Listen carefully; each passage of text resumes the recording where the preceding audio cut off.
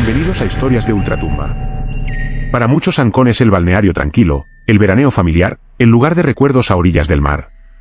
Pero hay otro Ancón, uno que solo conocen quienes se aventuran a encontrarse con el océano cuando el sol se ha ido. Es el Ancón de la madrugada, de la niebla fría que se desliza desde el Callao, de las sombras largas de las peñas. Y es allí en ese mundo entre el sueño y la vigilia, donde Percy, un pescador artesanal, vivió cosas que jamás pudo contarle a sus compañeros del muelle. Hoy, a través de un correo electrónico que recibimos, rompe su silencio de años. Esta es la historia de un hombre que fue a buscar peces y encontró algo más antiguo, más profundo y más inquietante que cualquier criatura marina. Antes de seguir con la carta te pedimos que nos apoyes suscribiéndote al canal, dándole like al vídeo y compartiéndolo. Si tienes alguna experiencia de casos paranormales y quieres compartirlo, no dudes en escribirnos. Carta de Percy. A quien pueda interesarle, o a quien quiera entender. Mi nombre es Percy. No uso el apellido porque en Ancón todos nos conocemos y no quiero que mi familia tenga que dar explicaciones, o que los viejos del muelle piensen que me volví loco o borracho. Pero yo no tomo cuando pesco. El mar de noche no perdona. Un solo error y te lleva. Lo sé porque lo he visto, pero no de la manera en que ustedes piensan. Tengo 54 años y he pescado desde que mi abuelo me subió a su bote a los 8. Conozco cada roca, cada recodo, cada cueva que se forma entre las peñas al norte de la bahía, donde la ciudad ya no alumbra y solo está el faro. No soy un pescador de altura, no me gusta ir mar adentro en esas lanchas que se pasan días fuera. Soy artesanal, de los que van de noche, con un bote pequeño, una red de mano, unos cordeles y anzuelos.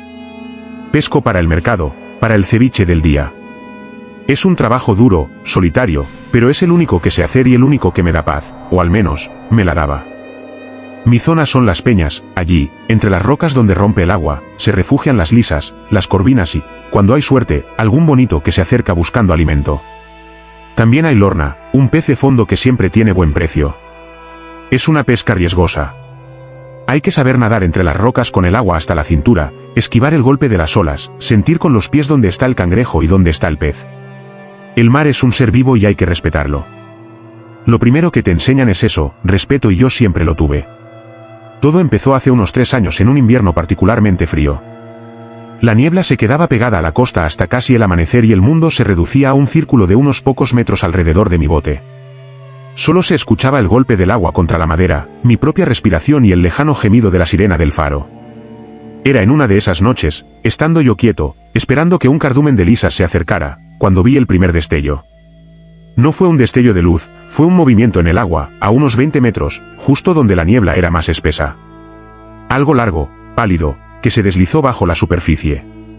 Más rápido que un pez, más sinuoso que una foca. Pensé en una mantarraya, pero no tenía esa forma aplanada, esto era distinto. Era como un brazo o una columna vertebral hecha de agua y luna. Este cosa se fue en un instante. Me quedé quieto, la sangre latiéndome en los oídos. Lo atribuí al cansancio, a la neblina que juega con los ojos. Un hombre solo en la oscuridad ve cosas. Pero las cosas no pararon allí. Una semana después, en una noche despejada, escuché una voz. No cerca, no como si alguien estuviera a mi lado. Era una voz que venía del mar, desde lejos, canturreando una melodía que no tenía palabras o cuyas palabras yo no podía entender. No era el viento silba, chilla, pero no canta con tono tan claro y tan triste. Era un canto de mujer sin duda, pero de una tristeza que se te metía en los huesos y te helaba más que el agua. Recordé entonces las historias viejas, las que mi abuela contaba sobre las sirenas de los ríos de la selva, criaturas que podían ser justicieras o terriblemente nostálgicas. Pero aquí no era la selva, era el mar frío de Ancón. Me santigué, murmuré un Padre Nuestro y no volví a mirar hacia donde venía el sonido. La regla del pescador ante lo extraño es clara: no lo invites, no lo mires fijamente, no le des entrada. Solo sigue con tu trabajo. El problema fue que después de eso, algo extraño empezó a buscarme a mí. Ya no eran destellos lejanos o cantos en la niebla. Empezaron las apariciones en las peñas. Una madrugada estaba yo en un islote de rocas recogiendo mi red. Alcé la vista para orientarme y en otra peña más alta, a unos 50 metros, vi la figura de un hombre. Estaba de perfil, con un sombrero, como si estuviera esperando a alguien. Tenía la postura de un pescador mirando al horizonte. Me sorprendió porque en esa zona, a esa hora, solo suelo estar yo. Levanté la mano para saludar, un gesto instintivo de camaradería entre los que madrugamos en el mar. En el instante en que parpadeé, la figura ya no estaba. No había saltado, no se había escondido, simplemente se había desvanecido. La peña quedó vacía, bañada por la luz de la luna. Un frío que no era del aire me recorrió la espalda. Después vinieron las sombras en el agua. Desde mi bote, a veces veía formas oscuras, grandes, que nadaban justo debajo, siguiendo la quilla. No eran tiburones, su movimiento era diferente, más lento, más curioso. Tampoco eran lobos marinos, eran siluetas con una forma casi humana, pero imposiblemente grandes y alargadas. Se deslizaban en paralelo un rato y luego se hundían en la oscuridad del fondo. Mi corazón se aceleraba cada vez, pero yo fingía no verlas. Seguía limpiando mis anzuelos, revisando el motor, concentrado en cualquier tarea mundana. Rezaba en silencio, no por devoción, sino como un conjuro, una barrera de palabras conocidas contra lo que fuera que estuviera ahí. Una noche de luna llena fue cuando vi a la mujer. No había niebla. El cielo estaba lleno de estrellas y la luna llena iluminaba todo. Yo estaba anclado en una caleta entre peñas, un lugar que llamamos el descanso. De repente el agua a unos 10 metros del bote comenzó a brillar con una fosforescencia verde suave, como la que a veces dejan los microorganismos, pero más intensa y concentrada. Y en medio de ese brillo una figura emergió hasta la cintura. Era una mujer o tenía la forma de una mujer. Su piel parecía de porcelana iluminada desde dentro, y su cabello, negro y largo, flotaba a su alrededor como algas vivas. No podía distinguir sus rasgos con claridad, pero sentí su mirada fija en mí. Ella no sonreía, no cantaba, solo observaba. Y luego lentamente giró y se sumergió. No hubo salpicaduras, solo un suave remolino en el agua fosforescente que poco a poco se apagó. Esa vez no pude rezar, me quedé paralizado, agarrado al borde del bote, hasta que el primer rayo del sol cortó el horizonte. Supe entonces con una certeza absoluta que no estaba alucinando. Había algo en esas aguas, algo antiguo que existía al margen de nuestro mundo diurno y racional. Desde entonces, nada fue igual. Las apariciones se hicieron más frecuentes si salía en luna llena. A veces eran pescadores fantasmales en las rocas, a veces eran varias figuras brillantes nadando a lo lejos, como una procesión silenciosa. Una vez encontré en una poza de marea un pequeño collar de conchas y caracoles pulidos, de una hechura que no era moderna. No lo toqué, lo dejé allí. No quería llevarme nada de ese lugar. He hablado con otros pescadores viejos de manera indirecta, sacando el tema como si fueran chismes. Algunos bromean, otros se quedan callados y cambian de conversación. Pero en los ojos de uno o dos he visto el mismo reconocimiento, el mismo miedo antiguo, pero nadie lo dice, es como un pacto no escrito.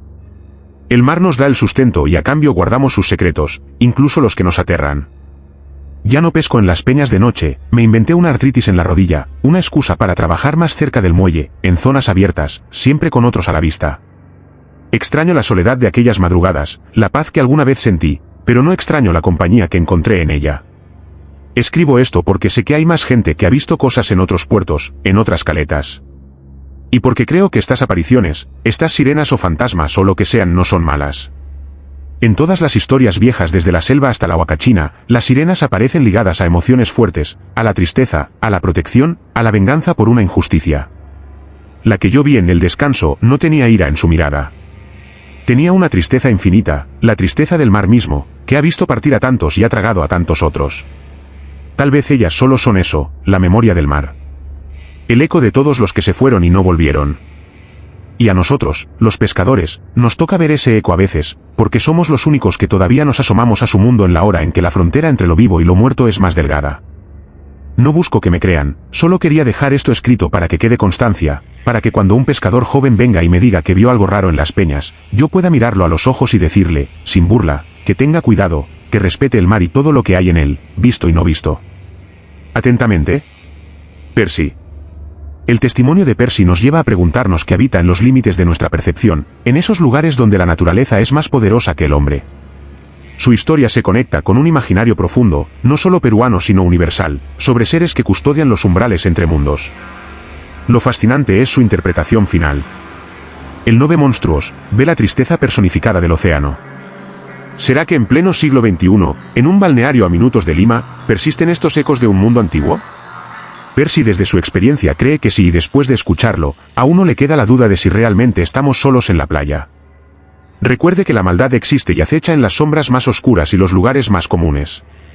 Entre las sombras visibles y las cosas que tememos existen puertas. Y cuando éstas se abren, las pesadillas se vuelven realidad.